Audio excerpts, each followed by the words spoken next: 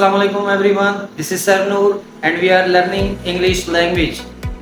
आज का जो हमारा टॉपिक है वो पार्ट ऑफ स्पीच का लास्ट टॉपिक है और इसको जो है इसी के साथ जो है हमारे जो है पार्ट ऑफ स्पीच की जो वीडियोस जो है कंप्लीट हो जाएंगी, यानी कि ये टॉपिक कंप्लीट हो जाएगा और इसके बाद जो है फिर हम नेक्स्ट टॉपिक की तरफ बढ़ेंगे। आइए चलते हैं, ये लास्ट पार्ट को समझते हैं बेहतर तरीके से। Last part as you know that part of speech के अंदर इंटरजेक्शन है और इंटरजेक्शन क्या होता है ये बखूबी आपको पता है, लेकिन फिर भी जो है जो नहीं जानते उनके लिए जो है ये वीडियो खासतौर पर बनाई गई है कि इस लास्ट पार्ट ऑफ स्पीच को जो है वो समझ सकें। A word which express some sudden feelings और इमोशन, ये एक ऐसा वर्ड है जो कि क्या किस चीज़ को एक्सप्रेस कर रहा है, सडन फीलिंग्स को। अचानक से जो है कोई फीलिंग्स जो है आपके अंदर नमदार हो और इमोशंस या आपके जज्बात हो तो वो उसको जो है एक्सप्रेस कर रहा होता है। ये सडन फीलिंग्स कैसी होती है? फॉर एग्जाम्पल कोई बात आपको बुरी लगे और आप जो है गुस्से में फ़ौरन से आ गए। अब उस रिएक्शन के तौर पर आपने कुछ अल्फाज कहे, जो भी मुंह से आपके अल्फाज निकले, बेसिकली इंटरजेक्शन के वर्ड्स के जो मीनिंग नहीं होती, सही लफ्जी मीनिंग इसकी नहीं होती बल्कि सेंस होता है। इंटरजेक्शन क्योंकि हमारे जज्बात से रिलेट करता है तो इसलिए इसके सेंस होता है। इसको समझने के लिए कुछ अल्फाज कुछ अचानक से मुंह से हमारे कुछ अल्फाज ऐसे निकल जाते हैं जो कि सामने वाले को या तो मना करने के लिए या तो जो है अफसरदगी अपनी जाहिर करने के लिए या गम जाहिर करने के लिए, गुस्सा जाहिर करने के लिए, टेम्परामेंट को जाहिर करने के लिए ये कुछ अल्फाज जो है यूज़ किए जाते हैं या हमारे मुँह से अचानक से निकल जाते हैं, तो उसको हम इंटरजेक्शन कहते हैं। आइए देखते हैं, क्योंकि हम इंग्लिश पढ़ रहे हैं तो as you know that English culture का जो है वहाँ पर इसके लिए कौन से वर्ड यूज़ होते हैं और हमारे यहाँ कुछ है मुख्तलिफ यूज़ होते हैं। सही है, तो यहाँ हम इंग्लिश सीख रहे हैं तो हम इंग्लिश के हवाले से ही बात करेंगे। तो आइए देखते हैं कौन सा वर्ड होता है इंग्लिश कल्चर के अंदर जो कि इन फीलिंग्स को एक्सप्रेस करने के लिए यूज़ किए जाते हैं। नंबर 1 पर आप सेंटेंस देख रहे हैं, hello what are you doing there. Hello what are you doing there. यहाँ जो हेलो वर्ड नजर आ रहा है आपको, अक्सर बात हम जो है फ़ोन पर भी हेलो का लफ्ज़ इस्तेमाल करते हैं जो कि ग्रीटिंग है हमें यूरोप कंट्रीज के अंदर। सही बात, हेलो यार लफ्ज़ जो नज़र आ रहा है ये बेसिकली ये साथ में एक्सक्लेमेशन साइन आपको नज़र आ रहा है जो कि उल्टा आई जिसको हम कह रहे होते हैं अक्सर, और अक्सर बेशतर स्टूडेंट्स के नाम मुँह से जो हम सुनते हैं कि ये उल्टा आई है, तो ये बेसिकली उल्टा आई नहीं है, ये बेसिकली क्या है, ये एक्सक्लेमेशन साइन कहलाता है जो कि फीलिंग्स की एक्सप्रेशन को जाहिर करता है सेंटेंस के अंदर। तो यहाँ हेलो जो नजर आ रहा है साथ में एक्सक्लेमेशन साइन है, ये हेलो जो है क्या है, ये इंटरजेक्शन है। अब ये किस लिए इस्तेमाल हो रहा है, ये इंटरेक्शन के लिए इस्तेमाल हो रहा है। इंटरेक्शन कैसे हो रही है कि आप फॉर एग्जाम्पल किसी की तवज्जो आपकी तरफ नहीं है तो आप हेलो का वर्ड यूज़ करते हुए उसकी तवज्जो अपनी तरफ करते हैं, कहते हैं हेलो, तो वो आपकी तरफ देख लेता है। सही, तो यहाँ हेलो क्या है, बेसिकली इंटरेक्शन के लिए यूज़ हो रहा है। तो ये बेसिकली हमारे पास क्या इंटरजेक्शन है और ये सडन फीलिंग्स आपको क्रिएट कर रहे थे। Alas, he is dead. Alas, he is dead. ये किसको जाहिर कर रहा है? alas जो वर्ड नजर आ रहा है आपको, ग्रीफ को, गम को, सही, अफसरदगी को, गम को, अफसरदगी को, रंज को क्या कर रहा है, एक्सप्रेस कर रहा है alas। तो alas वर्ड इंग्लिश कल्चर के अंदर गम के लिए इस्तेमाल हो रहा है। He is dead सेंटेंस से आपको जाहिर हो जाएगा कि ये किस किस्म के एक्सप्रेशन दे रहा है।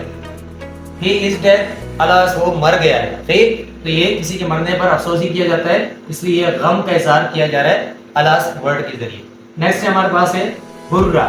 तो हुर्रा बेसिकली क्या करता है, हुर्रा बेसिकली जॉय, आपके जॉय को, आपकी खुशी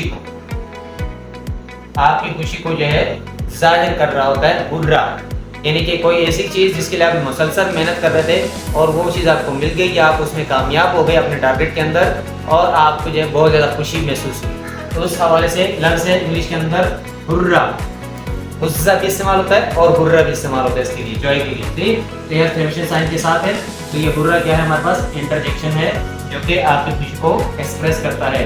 we have won the game, हम गेम जीत गए हैं, हम ये गेम जीत गए हैं। तो यहाँ खुशी है गेम जीतने की, इसलिए हुर्रा का लफ्ज़ इसको एक्सप्रेस कर रहे हैं यहाँ पर। नेक्स्ट हमारे पास है आ, AH, तो ये एक्सक्लेमेशन साइन के साथ है, ये भी इंटरजेक्शन है।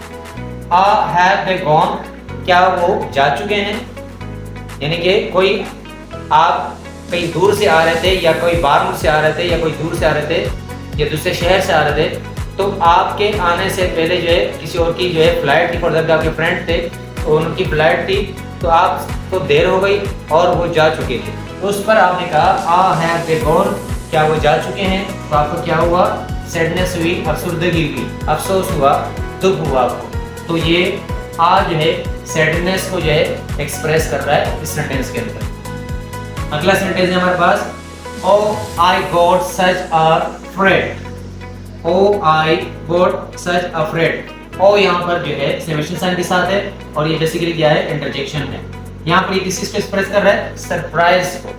किस किस्म से सरप्राइज को, horror, horror surprise, for example जिससे आप डर गए। फॉर एग्जांपल आप अच्छा बैठे में और बेसुध बैठे में, यानी कि आप जो है ख्यालों में घूमे और किसी ने अचानक से आवाज लगाई किसी भी किस्म की, ओ इस किस्म की आवाज लगाई, तो ये क्या हुआ, इससे आप डर गए। और जब आप डर गए, इस पर आपकी जो एक्सप्रेशन थे, तो आपने कहा ओ I got such a friend, ओ मैं तो डर गया, तो यहाँ मैं डर गया, आई गॉट सच अ फ्रेड, मैं बहुत ज्यादा डर गया। तो यहाँ पर ऑल एल्स क्या जाहिर कर रहा है, सरप्राइज को। तो ये इस सेंटेंस के मुताबिक जो है क्या बता रहा है, हॉरर सरप्राइज है। कोई और सरप्राइज भी हो सकता है जिससे जो है आप क्या हो जाए, डर जाए। सही। इसके बाद नेक्स्ट है हश, हम कहते हैं तो ये हश वर्ड है। सही। इंग्लिश के अंदर क्या वर्ड है, हश।